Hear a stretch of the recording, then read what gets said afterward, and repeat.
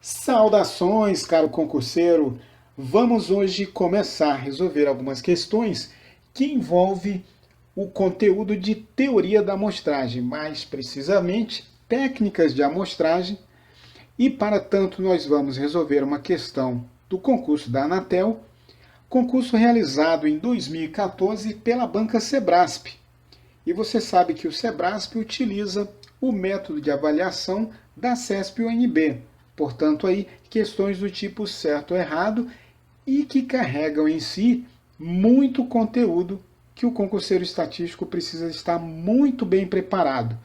Antes de iniciar a resolução da questão em si, eu já peço para você curtir essa aula, para você se inscrever no canal, porque quanto mais interação tivermos aqui nesse canal, mais conteúdo eu disponibilizarei para você se preparar adequadamente para um concurso público. Vamos então ao enunciado da questão. A questão dizia o seguinte, né? Uma lista de 10.875 denúncias foi enviada ao analista da Anatel para posterior conferência. E sabendo que nem todas as denúncias são procedentes, o analista recorreu à técnica de amostragem com o objetivo de estimar a quantidade de denúncias realmente pertinentes e tendo adotado os seguintes procedimentos. Nós temos então aqui o procedimento adotado lá pelo estatístico, né? Cada denúncia foi gerado um número com distribuição uniforme entre 0 e 1 para cada denúncia. A lista de denúncias foi classificada em ordem crescente, segundo o número aleatoriamente previamente gerado. Todas as denúncias com número aleatório gerado inferior a 1/100 foram investigadas. Então, com base nessa situação hipotética, julgue os itens seguintes. Então, nós temos aqui 4 questões nesse bloco aqui, envolvendo aí as técnicas de amostragem. Bem, na questão 54, o delineamento foi feito pelo analista, o delineamento feito pelo analista fornece a mesma probabilidade de seleção para todos os elementos. Na questão 55, a estimativa não viesada para a variância do total estimado de denúncias procedentes é igual a 840. O tamanho amostral é fixo e igual a 108, e finalmente, se a amostra observada tiver 85 denúncias pertinentes, então o total estimado não viesado de denúncias procedentes seria igual a 8.500. Bem, vamos então aqui considerar algumas preliminares. Então nós estamos falando aí de uma população cujo o seu tamanho é conhecido, né? Nós também temos técnicas para populações cujo tamanho não é conhecido, mas vamos considerar então uma população finita de tamanho n. Digamos que a população U, cada elemento da população recebe uma etiqueta de 1 até n, e esse n é o tamanho populacional. Temos lá então 1, 2, 3 e assim sucessivamente. Isso significa, na verdade, que todas as unidades populacionais fazem parte de um cadastro, ou seja, todas as unidades populacionais estão previamente cadastradas. Seja então uma amostra de tamanho n, um n minúsculo aqui no caso, para diferenciar. Temos aqui então a amostra S com as etiquetas de 1 até n, não necessariamente ordenado aqui, numa correspondência com a população, mas queremos apenas destacar o fato de que temos n elementos nessa amostra. Portanto, vamos considerar então um elemento i pertencente a essa população, e nós associamos a cada elemento i a probabilidade πi de inclusão na amostra. Então, cada elemento i terá uma probabilidade de ser incluso na amostra S. Temos então aqui πi é a probabilidade de I pertencer à amostra S e, claro, I variando aí nas etiquetas de 1 até o tamanho da população. Bem, agora nós vamos usar uma variável ΔI, né, uma variável aleatória, que vai indicar a presença do elemento I na amostra. Então, nós vamos dizer que se ΔI é igual a 1, é porque a unidade I pertence à amostra. Se ΔI é igual a 0, a unidade I não pertence à amostra. Consequentemente, a probabilidade de ΔI igual a 1 é πI, a probabilidade de inclusão na amostra, e a probabilidade de ΔI igual a 0 é o complementar, né? 1 menos πI, nós temos aí então uma variável aleatória de Bernoulli, e sabemos então que o valor esperado de uma Bernoulli é πI, e a variância da Bernoulli é πI, que multiplica 1 menos πI, somente como lembrete. Bem, vamos considerar ainda dois elementos I e J pertencentes a essa população e vamos associar a esses elementos a probabilidade π e J de segunda ordem, isto é, a probabilidade do elemento I e do elemento J estarem presentes nessa população. Temos aqui então πj é igual à probabilidade de I pertencer a S e J pertencer a S. Temos aí então a probabilidade de segunda ordem. Somente aqui para desenvolver, vamos mostrar aqui então as combinações, né? Ou o elemento I está e o elemento J não está na amostra, o elemento I não está e o elemento J está, o elemento I está enquanto o elemento J não está na amostra, ou os dois estão aí nessa amostra, e temos aqui então as probabilidades associadas a ΔI vezes ΔJ. Essa tabela então nos auxilia a mostrar que a esperança de ΔI vezes ΔJ é o quadrado de π, a probabilidade de inclusão, se nós considerarmos, é claro, aqui π e J igual a, aliás, as probabilidades de inclusão do elemento I e do elemento J iguais, né? Temos aí então a esperança de ΔI vezes ΔJ. Com isso, nós obtemos a covariância de ΔI e ΔJ, que se essas probabilidades de inclusão do elemento I e do elemento J forem iguais, teremos então a covariância nula. Guarde bem esse resultado. Bem, então, no item 54, nós já podemos afirmar que o item 54 é correto, é certo. Porque se nós gerarmos, então, ε1 de uma distribuição uniforme entre 0 e 1, e novamente gerarmos ε2 de uma distribuição uniforme entre 0 e 1, ε3 de uma distribuição uniforme entre 0 e 1, e assim sucessivamente, até εn, ou seja, a cada elemento da população associamos um número aleatório entre 0 e 1, isso implica que a variável aleatória εi segue uma distribuição uniforme 0 e 1, consequentemente a probabilidade de S é menor que 0,01 é igual a 1/100, né? Então nós podemos afirmar que cada πi para essa população descrita no procedimento do enunciado tem a mesma probabilidade de inclusão na amostra. Bem, só a título de observação, esse procedimento é conhecido como amostragem de Bernoulli. Os elementos são selecionados com iguais probabilidades de inclusão na amostra e é um procedimento muito importante na teoria da amostragem.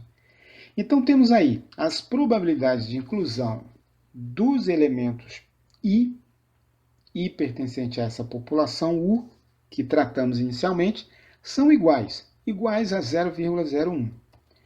Bem, de maneira geral, associamos a cada elemento K da amostra o valor YK, a variável de interesse. Bom, suponhamos então que temos aqui uma amostra de uma população de domicílios e que estamos interessados na renda total do domicílio. Então, a cada valor, a cada etiqueta I, de 1 até Nzinho aqui, temos associado a variável aleatória total da renda do domicílio, YK, por exemplo. Apenas a título de exemplo. Bem, na questão 55, nós temos então YK igual a 1, se a denúncia for pertinente, né, ou procedente, e YK igual a 0 se a denúncia for improcedente. Ora, nós queremos estimar o total populacional, que aqui eu vou chamar de Y, igual ao somatório de YI, e vou tomar essas etiquetas I no conjunto U, da população que definimos inicialmente. Ora, vamos fazer esse procedimento por meio de uma amostragem, ou seja, tomaremos uma amostra de tamanho Nzinho, claro que esse N é menor que o Nzão da população, esse é o objetivo da amostra, e tentaremos estimar o total de denúncias procedentes, ou, melhor escrevendo aqui, usaremos um estimador para o total, que é o somatório de cada YI que apareceu na amostra. Veja que aqui eu estou usando as etiquetas I pertence a S. Portanto, intuitivamente, né, nós podemos usar esse estimador e podemos afirmar que esse é um estimador enviesado, ou seja, um estimador viciado, porque somando os elementos da amostra com o N menor que o N populacional, é claro que esse valor aqui será menor do que o total populacional. Portanto, somar todas as unidades amostrais me fornece um estimador viciado.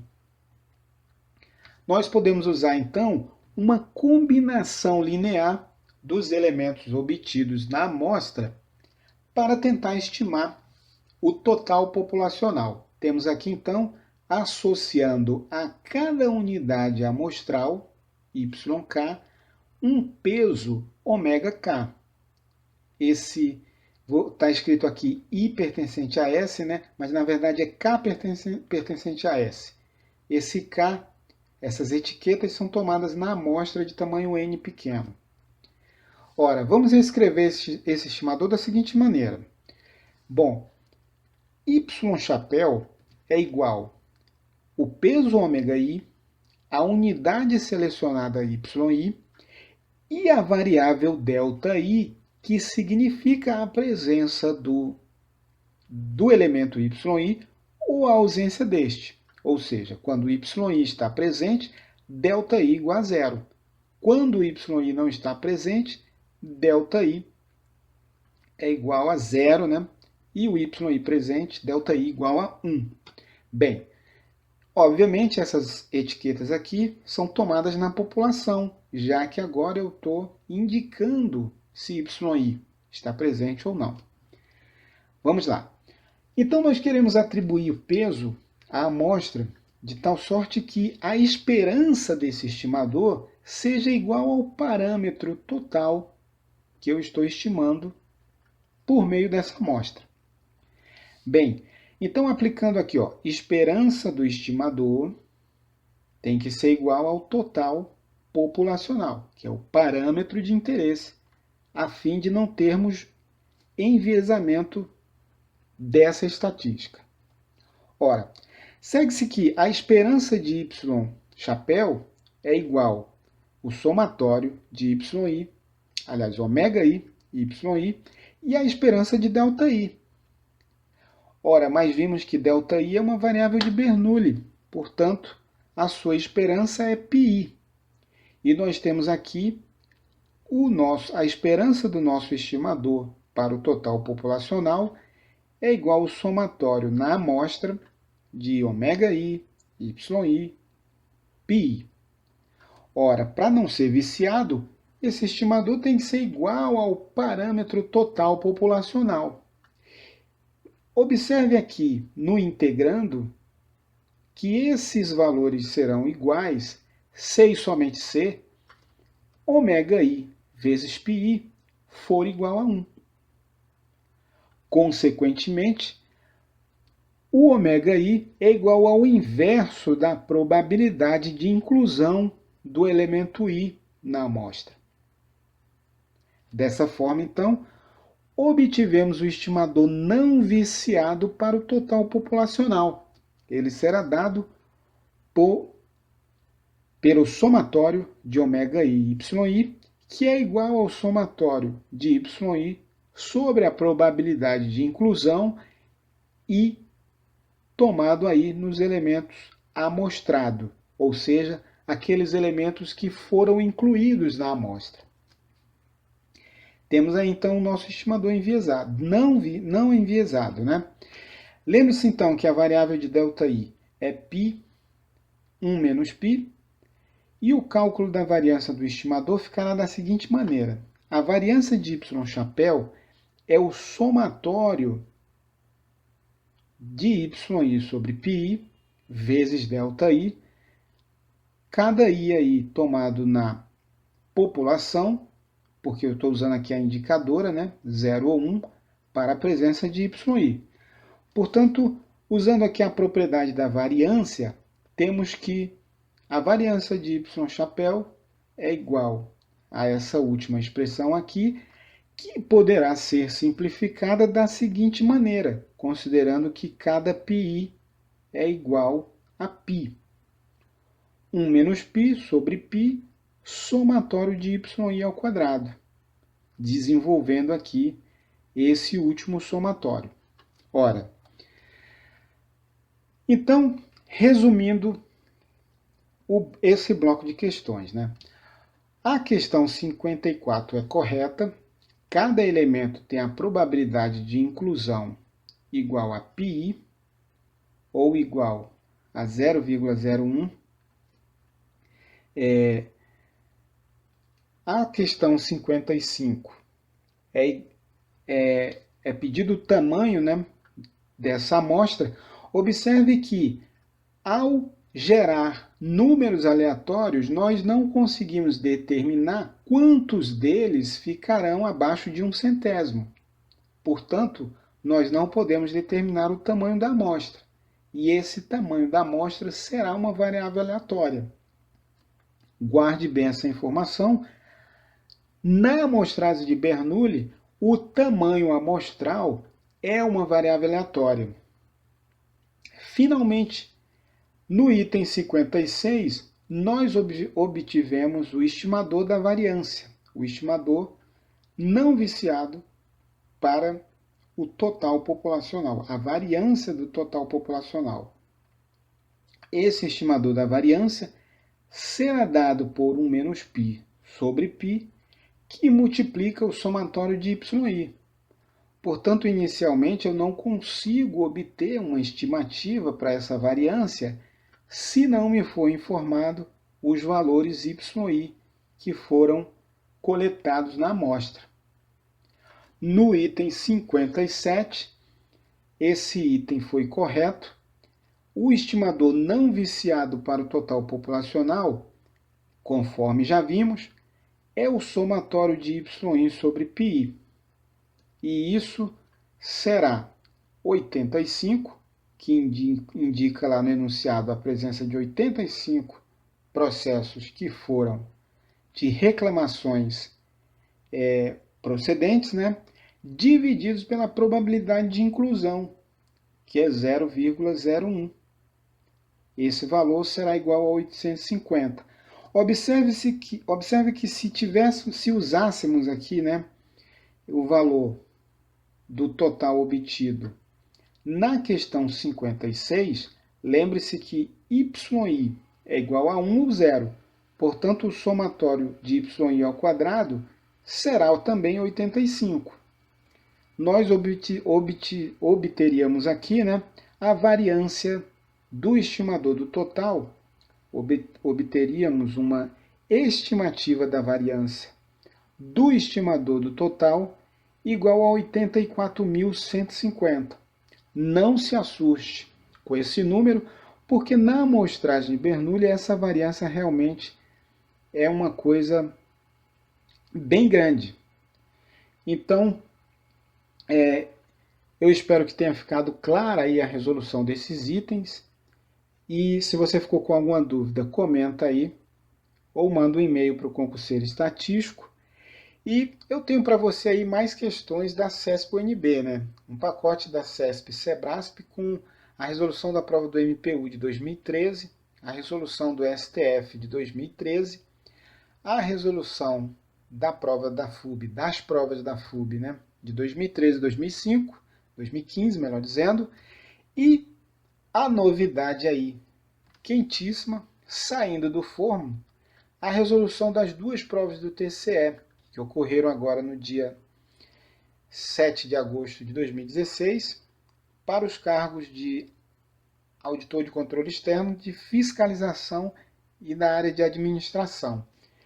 Se você está interessado nesse material, entre em contato com o concurseiro pelo nosso e-mail, que você viu no início da aula, e veja também na descrição desse vídeo todos os materiais que temos aí para a sua preparação de concurso. Um grande abraço, concurseiro, e até a próxima aula.